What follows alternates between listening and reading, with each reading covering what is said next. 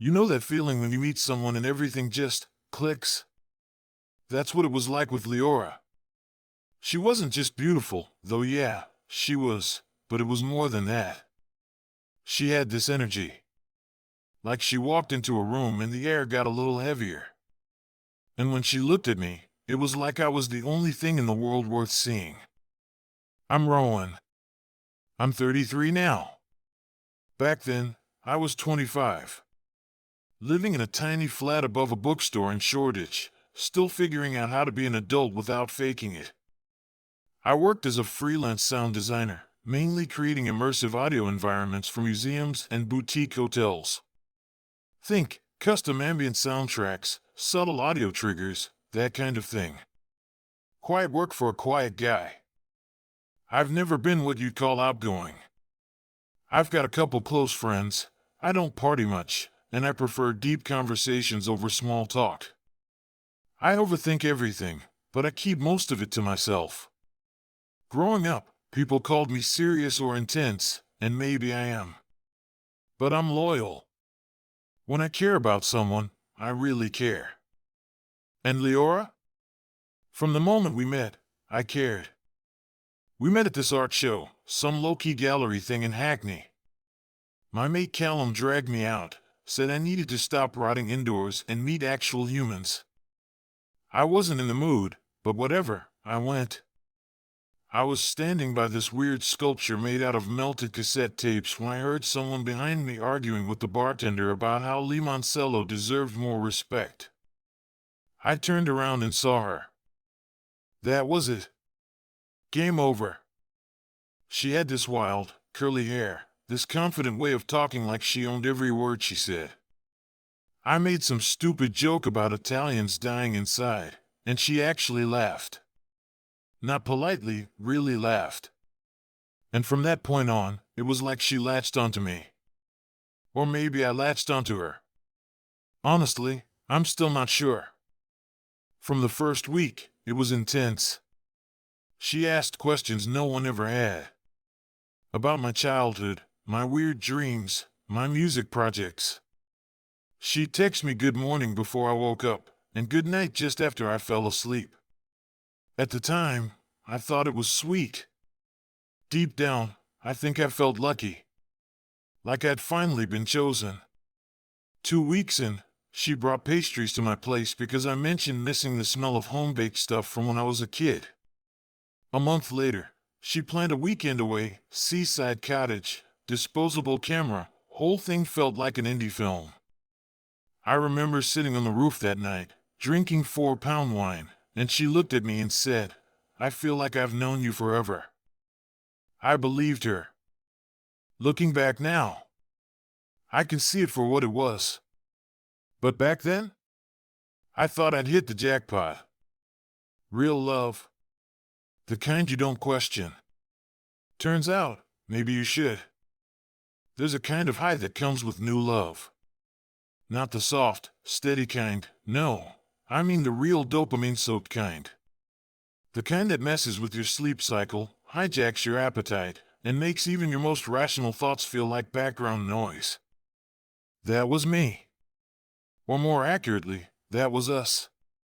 Leora had this way of taking over a space. Not in a loud or obvious way, but in the way perfume lingers long after someone's left the room.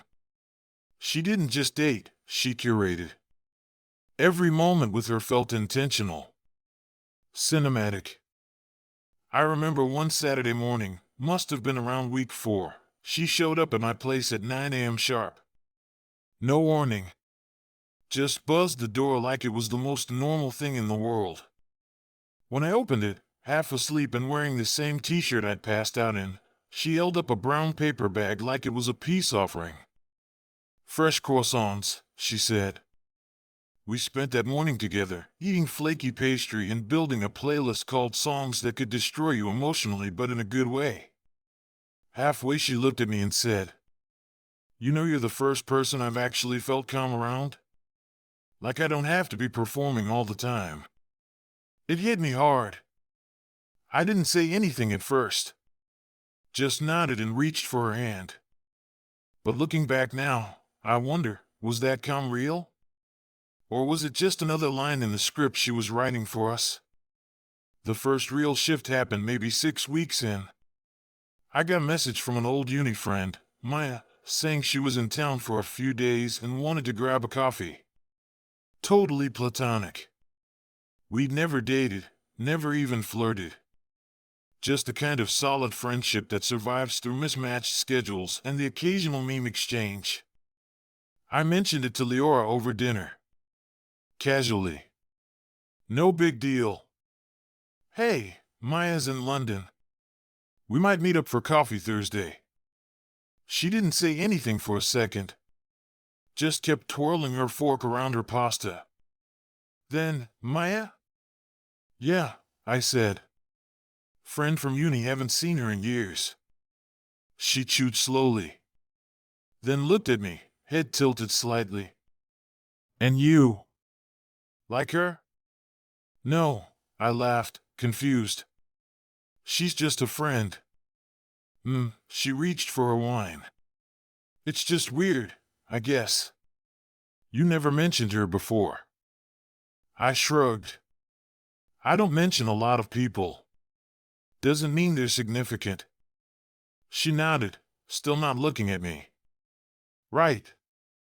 Just felt random. Later that night, she was quiet. Not cold, just off. We lay in bed with a few inches of silence between us. I turned to face her. You okay? She exhaled through her nose. Yeah. I just get in my head sometimes. About what? She paused. About losing people before they're even mine. That line stuck with me. Even now, years later. Before they're even mine. I wrapped my arm around her and said something like, I'm not going anywhere. And she kissed me like I'd said exactly the right thing. Like I'd passed a test I didn't know I was taking. The next morning, there were pastries on my desk and a sticky note that said, I believe you. Trying to trust. Be gentle with me. And just like that, I folded again. Because who doesn't want to be the person someone is choosing to trust? But here's the thing I couldn't admit to myself then. It wasn't trust. Not really. It was something else. Something stickier. Heavier. I just didn't have the language for it yet. And even if I had, I wouldn't have used it. I was too far in. Too charmed. Too convinced I'd finally found something real. So I ignored the little earthquakes. Told myself they were nothing. Just feelings. Just love. There's this weird thing that happens when you start molding yourself around someone else. You don't even notice it at first. It's slow. Gentle. Almost flattering. You start saying me more than I. You stop playing certain playlists. You let go of harmless habits because they don't feel right anymore. It's not that Leora ever told me who to be. She didn't need to. She just had a way of making you want to be the version of yourself she saw. Or maybe the version she preferred. I'm still not sure which. One night, we were lying on the floor of her flat, lights off, window open, rain tapping the sill. I think you're too gentle for the world, she said suddenly. I laughed. That's not a compliment, is it? No, it is, she said, lifting her head to look at me. You feel everything. People like you get wrecked the worst. I didn't know what to say to that. She closed her eyes and whispered, I hope I don't ruin you. I told her, you won't. And I meant it. God, I meant it. Around that time, she started showing up at my studio more. She'd bring matcha lattes, leave little sketches on my whiteboard, rearrange my books into categories like sounds that taste like rain and vibes that hurt in a good way. It was quirky. Endearing. And sometimes, honestly, kind of distracting. But I let her. Because I wanted her everywhere. One afternoon, While I was working on a project for this luxury hotel in Oslo, a calming forest soundscape, layered with distant thunder and bird calls, she walked in, listened for a bit, and said, "It's beautiful. But kind of cold." "Cold?" I asked, adjusting the mix. "Yeah," she said, curling up on the armchair. "Like you're trying to keep your distance. Like you're afraid of making people feel too much." I just stared at her. She shrugged. "It's fine. Maybe that's your thing. Safe emotion." Something about the way she said safe stuck to me for days. I replayed it in my head, over and over. I started second-guessing the way I edited sound, the choices I made. I even reworked the whole Oslo project from scratch. Made it more raw. More intimate. She listened to the final cut and smiled. "There you go. That's more you." Except, I wasn't sure it was. But it didn't matter. She approved. That was enough. The more time we spent together, the more I found myself waiting for her reactions. Her approval. Like I couldn't fully trust my own instincts unless they passed through her filter first. I stopped writing in my journal. I hesitated before sending emails. I started deleting texts before I sent them, just in case the tone felt wrong. One night, I mentioned meeting up with my dad for dinner. She tilted her head. "You never talk about your family." "I guess I just don't think about them that much." "But they made you," she said. "I want to understand all the layers. Even the ones you hide." "I'm not hiding anything." She raised an eyebrow. "Aren't you?" I didn't answer. And somehow, that became the answer. Later that week, she gave me a Polaroid. It was a blurry photo of me laughing, really laughing, probably at something dumb she'd said. She'd written on the bottom, "This is the version I love. Don't lose him." I pinned it to my wall. But every time I looked at it, I wondered, what if that version wasn't me at all? There's a line you don't want to cross. The kind of line that feels less like a step and more like a free fall. But sometimes, when someone breaks you enough, you find yourself standing at the edge without even realizing it. That's where I was with Leora. After everything, after all the versions she wanted me to be, safe, gentle, approved, I needed space. Not just physical space, but distance from the version of her that had taken over my head. So I started something. Something quiet. Something no one would see coming. I made profiles. Fake profiles. Different names, different faces, different lives. I became a dozen strangers, each one with a story designed to lure her in. The first one was Elliot.